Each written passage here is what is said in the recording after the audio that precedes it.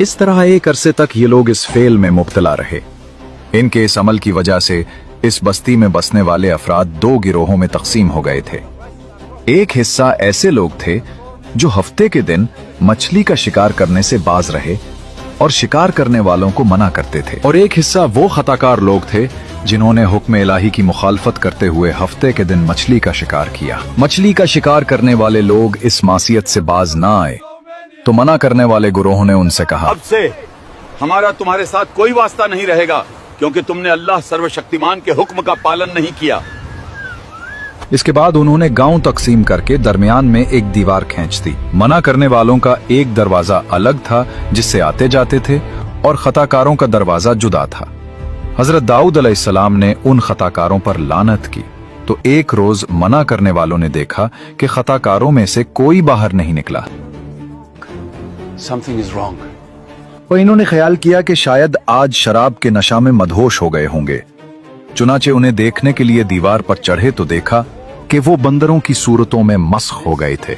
अब ये लोग दरवाजा खोलकर अंदर दाखिल हुए तो वो बंदर अपने रिश्तेदारों को पहचानते और उनके पास आकर उनके कपड़े सूंघते थे, और ये लोग उन बंदर हो जाने वालों को नहीं पहचानते थे। इन लोगों ने बंदर हो जाने वालों से कहा, क्या हम लोगों ने तुम्हें इससे मना नहीं किया था? उन्होंने सर के इशारे से कहा, हाँ।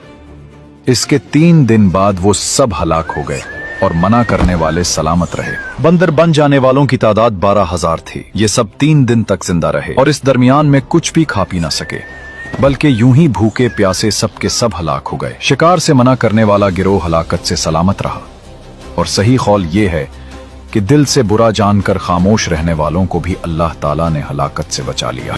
मालूम हुआ कि शैतानी हीलाबाजियों में पड़कर अल्लाह ताला के अहकाम की नाफरमानियों का अंजाम कितना बुरा और किस कदर खतरनाक होता है, और खुदा के नबी जिन बदनसीबियों पर लानत फरमा दी वो कैसे हौलनाक अजाब इलाही में गिरफ्तार होकर दुनिया से नीस तो नाबूद होकर अजाब नार में गिरफ्तार हो जाते हैं। यहाँ एक अहम बात काबिल तवज्जो है। हदीस शरीफ में है, हजरत अब्दुल्ला बिन मसूद रजी अल्लाह फरमाते हैं, एक शख्स ने अर्ज की, या रसूलुल्लाह सल्लल्लाहु अलैहि वसल्लम, क्या बंदर और खंजीर मस्ख शुदा लोग हैं? रसूल अकरम सल्लल्लाहु अलैहि वसल्लम ने इरशाद फरमाया, अल्लाह ताला ने किसी कौम को हलाक करके या किसी कौम को अजाब देकर उसकी नस्ल नहीं चलाई, और बंदर और खंजीर तो उनसे पहले भी होते थे, लिहाजा मौजूदा बंदर उस कौम की औलाद में से नहीं, क्योंकि वो तो फना कर दी गई।